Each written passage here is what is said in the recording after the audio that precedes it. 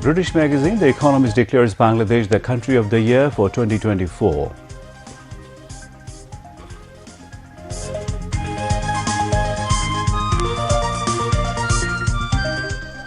Interim Government's advisor for Land and Civil Aviation and Tourism Ministries, A.F. Hassan Arif, passes away. President and Chief Advisor expressed condolences. Students should take challenges to fulfill their dream and become successful in life, says Chief Advisor Professor Yunus while delivering a lecture at Al-Azhar University in Egypt. Israeli viewers, this is News at 10 on BTV. You have just heard the headlines. Moving on to the details of those and other stories. The Economist, a London-based prestigious magazine, has declared Bangladesh the country of the year for 2024, referring to the recognition of the efforts of student-led street protests that toppled an autocratic regime. The prestigious magazine made the announcement on its website on December 19, saying, "Our winner is Bangladesh, which also overthrew an autocrat." Syria became the runner-up in recognition of ending half a century of depraved dynastic dictatorship by ousting Bashar al-Assad on December 8 last. The Economist highlighted that in August, student-led street protest forced out Sheikh Hasina, who had ruled the country for 15 years, and described how a daughter of an independence hero became repressive, rigging elections, jailing opponents, and ordering the security forces to shoot protesters. Huge sums of money were stolen on her watch. Bangladesh has a history of vengeful violence when power changes hands. Yet the transition has so far been encouraging. A temporary technocratic government led by Professor Yunus, a Nobel Peace Prize winner, is backed by students, the army, business and civil society. It has restored order and stabilized the economy, according to the magazine. In 2025, it will need to repair ties with India and decide when to hold elections first, ensuring that the courts are neutral and the opposition has time to organize. None of this will be easy, but for toppling a despot and taking strides towards a more liberal government, Bangladesh is our country of the year, The Economist says. Advisor of the interim government on Ministry of Civil Aviation and Tourism, A.F. Hassan Arif, died of massive cardiac arrest at a city hospital this afternoon. Inna lillahi wa inna ilayhi raji'un. He was 85. The advisor was brought to the hospital's emergency unit at around 3 p.m. and the doctors declared him dead at 3:35 p.m. after following all protocol. President Mohammad Shahabuddin and Chief Advisor Professor Yunus expressed deep shock at the death of A.F. Hassan Arif. Meanwhile, on receiving the news of his death, the Chief Advisor Professor Yunus rushed to the hospital directly from the airport after returning from Cairo. There he paid his last respects to the late advisor and sent condolences to his family. Besides Information and Broadcasting Advisor Mohammad Nahid Islam and members of the Advisory Council also rushed to the hospital after hearing the news of his death. BNP Secretary General Mirza Fakhrul Islam Alamgir and other leaders rushed to the hospital after hearing the news of his death. Jamaat-e-Islami Amir Dr. Muhammad Shafiqur Rahman, leaders of different political, social and cultural organizations, representatives of civil society and coordinators of anti-discrimination student movement also rushed to the hospital after hearing the news of A.F. Hassan Arif's death. A.F. Hassan Arif was sworn in as an advisor to the interim government on August 8. A senior lawyer of the Bangladesh Supreme Court, Hassan Arif was the Attorney General of Bangladesh from October 2001 to April 2005. He served as an advisor of the caretaker government from January 2008 to January 2009. A.F. Hassan Arif was born in Kolkata in 1941. He did his secondary and higher secondary education from St. Xavier's College of Kolkata. Later, he did his honors and LLB degree from Kolkata University. Meanwhile, the first namaz-e-janaza of advisor of the interim government, A.F. Hassan Arif, was held in the capital after Isha prayer. Chief Advisor Professor Mohammad Yunus attended the janaza held at Baitul Aman Mosque at Dhanmondi. Members of the Advisory Council, political leaders and high civil and military officials, eminent personalities were present at the first namaz-e-janaza. Assalamu alaikum wa rahmatullah. Assalamu alaikum wa rahmatullah.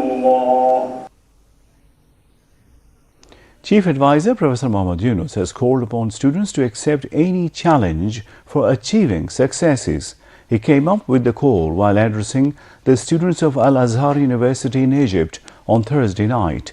Recalling the challenges at the time of founding the Grameen Bank, the Chief Advisor said people of the country are now enjoying the outcomes today due to the challenges of that time. Dr. Yunus told the students to dream, otherwise success will not come in life. The Nobel laureate went on saying that he could establish the Grameen Bank due to his dreams. Stressing the need for social business, the Chief Advisor said there is no alternative to social business to change the society.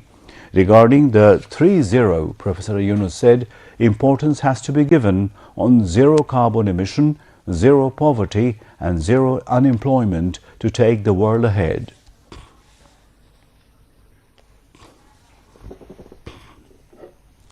You change the world. Coming to Al-Azhar gives you the perspective, give you the knowledge, give you the willingness to do things which is good for humanity, not only in Bangladesh, globally. So that's your role. You are not limited to a particular country. You are limited for your service is for the whole world, for all humanity. Why don't I create a bank, separate, different kind of bank than the conventional way that you see? The idea of having a bank came at that moment. And I started debating with the government officials, telling them, give us a permission to create a bank.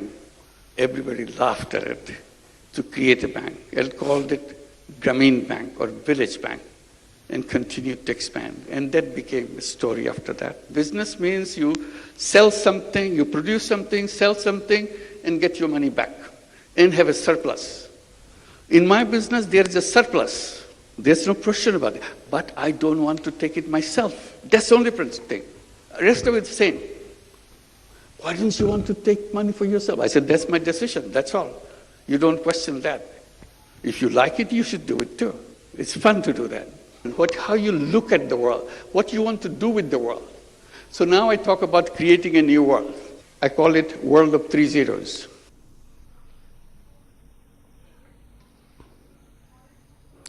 Earlier on reaching the Al-Azhar University campus, Chief Advisor Professor Mohammad Yunus was welcomed by the university's president, Professor Dr. Salama Dawood.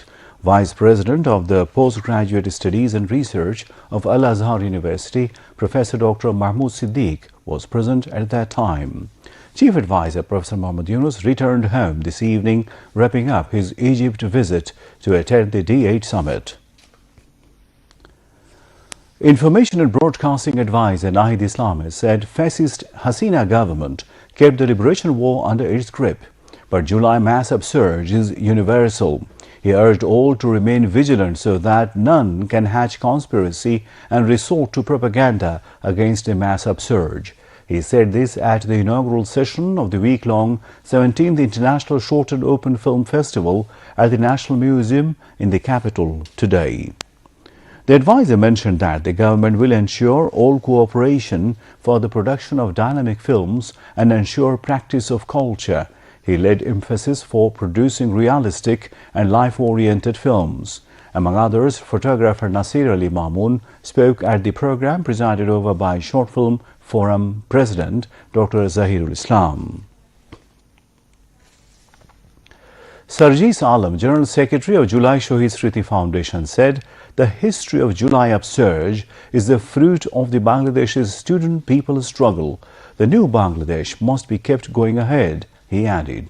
The advisor said this while distributing checks to each families of 58 martyred families of the anti-discrimination student movement of 10 districts of the Khulna division today. Each of the families was given 5 lakh taka. A total of 2 crore 90 lakh taka were distributed. Speakers at the program said accountability and transparency must be ensured to build a discrimination-free Bangladesh. Mir Mahbubur Rahman Snigdho, Chief Executive Officer of Shahid Julai Shriti Foundation, also spoke at the program. The Doinik Amar Desh is going to hit market again after 1 decade on December 22. On this occasion, the authorities of the Bangla newspaper held a press conference at the Jatiyo Press Club today. At that time, Amar Desh editor Mahmood Rahman said many people were killed during the regime of fascist Sheikh Hasina in the name of so-called militancy. He said Doinik Amar Desh will tackle the Islamophobia in Bangladesh, which was created by the immediate past fascist government. Mahmood Rahman went on saying that the newspaper would like to be the mouthpiece of the helpless people. The Doinik Amar Desh will fight against all kinds of fascism, he added. And now international news.